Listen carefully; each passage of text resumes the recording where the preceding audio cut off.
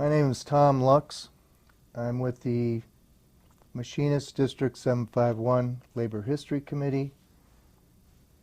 Today's date is June 23rd, 2015, and today we're talking with Harold Wilson, who was a longtime leader and activist in the District 751. Welcome, Harold. How are you? Thank you. Good.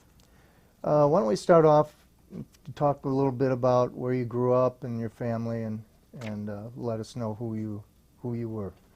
Well, I was born in 1938, and my parents were survivors of the Great Depression. I had my oldest brother was 12 years older than I was, and then my sister was about 9 years older than me, and my other brother was 7 years older than I am. And the things that I remember, I got to reflect back to World War II because we lived in Bremerton. I was born in Nebraska, Ogallala, Nebraska, and they moved out here just before the war started. My dad got a job in the Navy Yard as a welder, and so during the war, I can remember seeing blimps over Puget Sound and over the Puget Sound Navy Yard, and I can remember machine guns being mounted on top of some of the buildings in the Navy Yard. You could see them from the street when you. And the other thing I remember is when the war was over, the celebration, we drove to town. We were living in actually Gorse, which is about 3 miles from downtown Bremerton.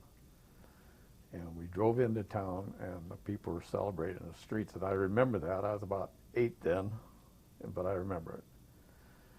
Well, after the war, my dad got laid off, and so we moved to Nessa, Oregon. My dad went to work as a welder in a sugar factory down there in Nessa, Oregon. And we lived there until I was in the 7th grade, and then we moved back to Bremerton. My dad got recalled or rehired back at Bremerton, and my adult life basically starts around the 7th grade, going to school and playing sports. And my family, I couldn't ask for better parents. My dad was very conservative, and the advice was, if you can't afford to buy something, don't buy it. And he didn't trust banks at all. And that gave me some of my adulthood activities that I kind of live by today. Yeah, it was the same advice my dad gave too. So I take it your dad was in the Union then at Bremerton. Yeah, I didn't remember him talking about the Union when he was at the Navy Yard, but I do remember when we were in Nessa, Oregon, from my 3rd grade to my 7th grade, I remember him talking about going to Union meetings. So I knew he was in the Union. Yeah. And what about your other relations? Were they Union or? My oldest brother was a welder and a rodeo guy. And he would work in welding, and I don't know if he belonged to Union or not, but he would go rodeo, and he was a bareback rider and a bull rider, and he did that for about 18 years, off and on working when he wasn't riding. And then my sister, she got married. She quit high school and got married after the war, and her and her husband moved to California, and he turned out to be working for the telephone company and became an engineer for the telephone company. And he went through a lot in the war. He was on USS West Virginia, Kazakami pilots coming at him, and he was in operation of a rangefinder. He could see the face of the Japanese pilots as they were attacking his ship through this rangefinder. He said it was like sitting on the hood of the plane as he blew them out of the sky. And so he went through a lot, but he's a terrific guy, and they're living in Arizona. My sister's still alive, and he's turning 90 this month, I think. So how did you transition from Bremerton to a job at Boeing? I got out of high school. I'd gotten injured the last baseball game of the season. I had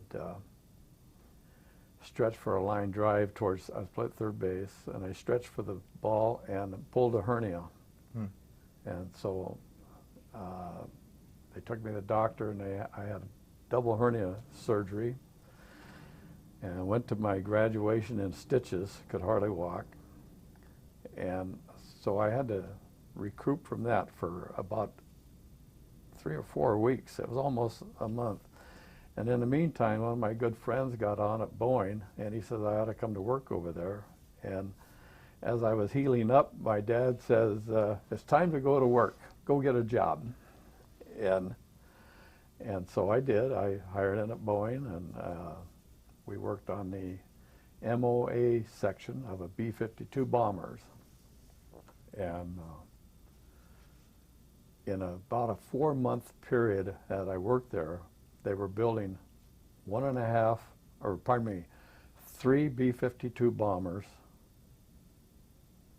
No, they were building 1.5 bombers a day, I think it was.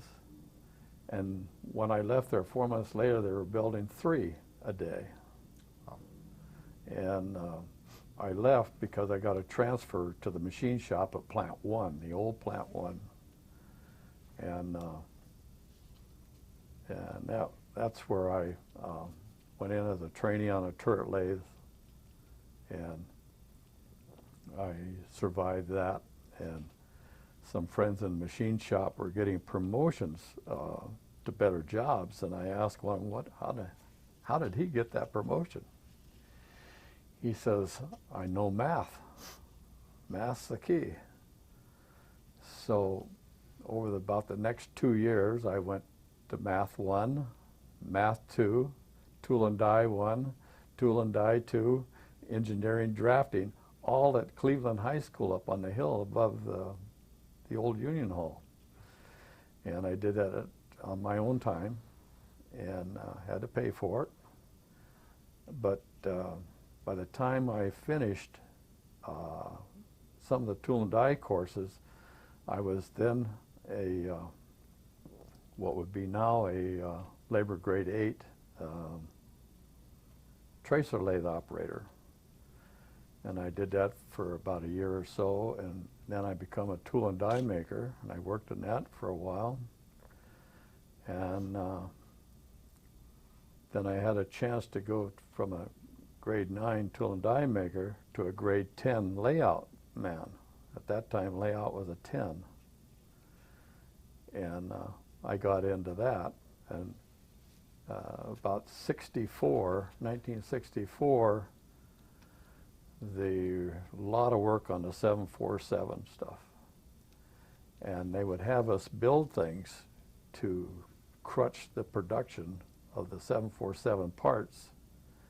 And we were building more tools on layout than the tool and die makers were. So I was one of the layout guys that filed a grievance with the union, and they brought in a job evaluation people, and they determined that shop aids was a device or a tool that would accomplish manufacturing a part, but not to be reused over and over and over. If they're used over and over and over, it's a tool. And so they upgraded the grade 10 layout guy to a grade 11. And so that's how layout become a grade 11 job.